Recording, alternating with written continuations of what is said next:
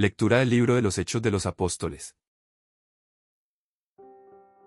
En aquellos días, el rey Herodes mandó apresar a algunos miembros de la iglesia para maltratarlos.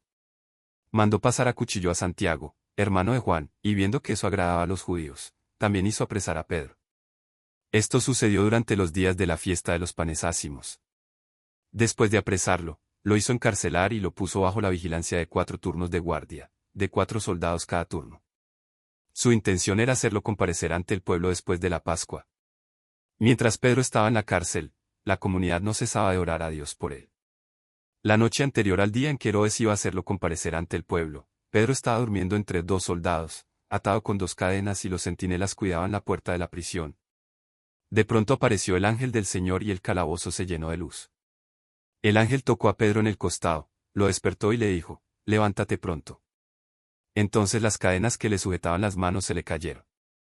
El ángel le dijo, «Cíñete la túnica y ponte las sandalias», y Pedro obedeció.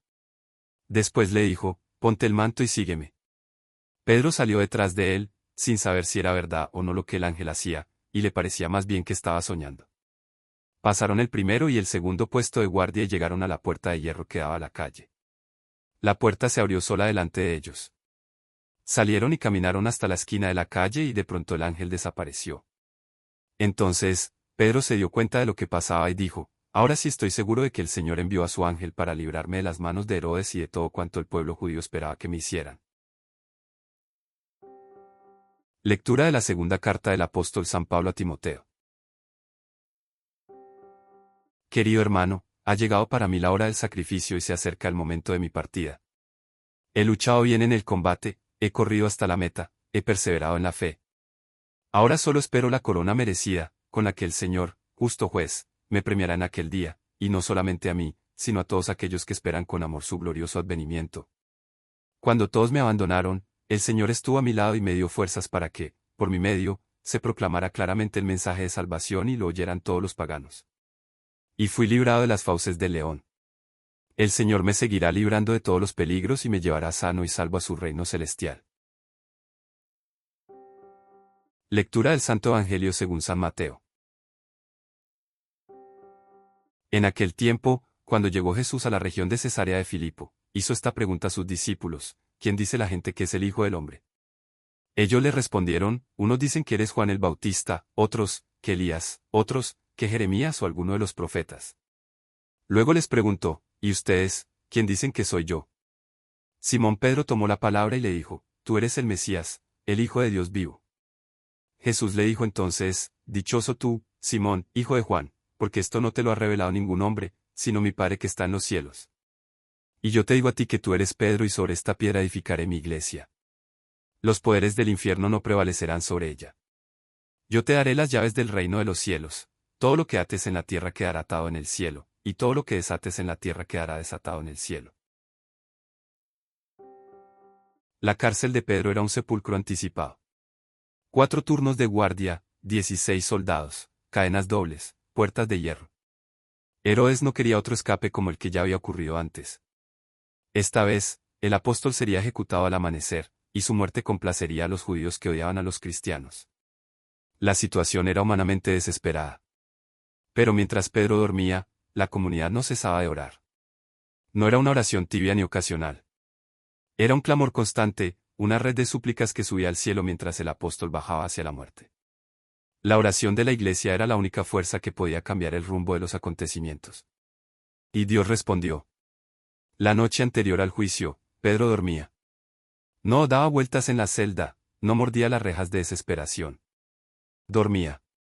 Un sueño profundo, el sueño de quien ha entregado su causa a Dios. Estaba atado con 2 cadenas, un soldado a cada lado, centinelas en la puerta. Ninguna escapatoria humana era posible. Entonces el ángel del Señor irrumpió. El calabozo se llenó de luz, no de una linterna tenue, sino de la gloria que disipa toda oscuridad. El ángel tocó a Pedro en el costado, como quien despierta a un amigo. «Levántate pronto». Y las cadenas cayeron. No hubo forcejeo, no hubo ruido. La autoridad de Dios deshizo lo que el poder de Herodes había forjado. El ángel da instrucciones concretas. «Cíñete la túnica, ponte las sandalias, ponte el manto y sígueme». Pedro obedece en modo automático, como en un sueño. No entiende lo que está sucediendo, pero obedece. Atraviesan dos puestos de guardia. Los soldados no los ven, o quizás están dormidos, o quizás la luz del ángel los ha cegado. Llegan a la puerta de hierro que da a la calle, la última barrera, la más pesada. La puerta se abre sola. No con una llave, no con una palanca, sino por la palabra de Dios. Salen a la calle, caminan una cuadra, y el ángel desaparece. Pedro se queda solo en medio de la noche, pero libre. Solo entonces cae en la cuenta, no era un sueño. El Señor lo ha librado de las manos de Herodes. Este relato es un monumento a la oración de la Iglesia y al poder de Dios. Mientras la comunidad oraba, Dios actuaba. No siempre de manera espectacular, pero en esta ocasión sí. La puerta de hierro se abrió sola, las cadenas cayeron, los guardias no vieron nada. La liberación de Pedro fue tan real como su encarcelamiento. Y el apóstol, una vez libre, no se fue a esconder, sino que fue a reunirse con los que seguían orando por él. La oración no termina cuando llega el milagro, sino que se transforma en alabanza.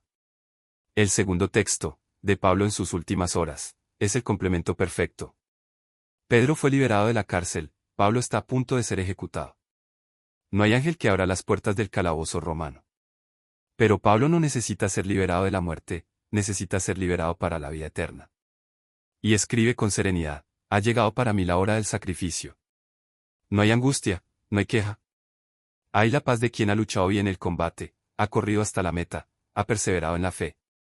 La corona no es una recompensa por méritos, sino el reconocimiento de una fidelidad sostenida por la gracia. Pablo espera esa corona con la certeza de quien sabe que el Señor es justo juez.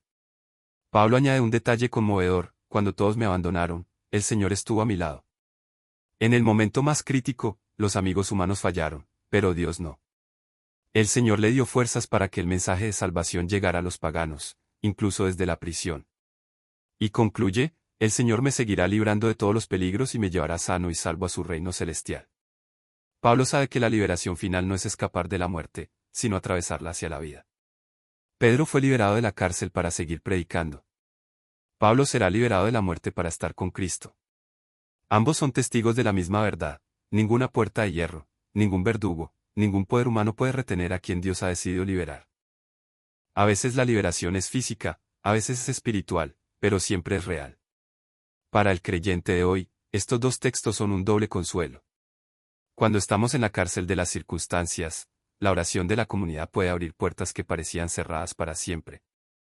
Y cuando esa liberación no llega, cuando el ángel no aparece, la certeza de Pablo nos sostiene, el Señor está a nuestro lado, nos da fuerzas, y nos llevará sanos y salvos a su reino. No importa si salimos de la cárcel o si entramos en la muerte. Lo que importa es que el combate está luchado, la meta alcanzada, la fe preservada. Y al final, la corona. No de oro terrestre, sino de vida eterna. Amén. Las preguntas de Jesús siempre van al fondo. No le interesa la opinión general como un dato estadístico, sino como un termómetro del ambiente. La gente decía cosas variadas sobre él. Uno lo confundían con Juan el Bautista, recién decapitado, resucitado quizás. Otros pensaban en Elías, el profeta de fuego que debía volver antes del día del Señor. Algunos mencionaban a Jeremías, el profeta de las lágrimas, que había anunciado la destrucción de Jerusalén. Todos estos diagnósticos tenían un elemento en común, reconocían que Jesús era alguien extraordinario, un enviado de Dios, un profeta. Pero ninguno llegaba a la verdad plena. La opinión pública, por más respetable que sea, nunca alcanza a confesar el misterio de Cristo. Entonces Jesús estrecha el cerco. No pregunta por lo que dicen los otros, sino por lo que ellos, sus íntimos, sus elegidos, creen. ¿Y ustedes, quién dicen que soy yo? Es la pregunta que divide la historia. No es una curiosidad académica, es una cuestión de vida o muerte. La respuesta de Pedro es un relámpago en la noche. Tú eres el Mesías, el Hijo de Dios vivo. Mesías significa ungido, el esperado, el que restauraría el reino de David. Hijo de Dios vivo va más allá, no es un título político, sino una confesión de filiación divina. Pedro, el pescador impulsivo, ha pronunciado la verdad central del cristianismo. No la ha descubierto por su inteligencia ni por su estudio. La ha recibido por revelación del Padre. La fe no es un logro humano, es un don. Jesús responde con una declaración que ha resonado en la Iglesia durante 20 siglos. Dichoso tú, Simón, hijo de Juan. La dicha no viene de su mérito, sino de su apertura a la revelación. Y luego el juego de palabras con el nombre. Simón, el nombre humano, se convierte en Pedro, que significa piedra o roca. Sobre esta piedra edificaré mi iglesia. No sobre la persona de Pedro como individuo falible, sino sobre la fe que Pedro ha confesado. Sobre esa roca de que Jesús es el Mesías, el Hijo de Dios vivo, se levanta el edificio de la comunidad cristiana.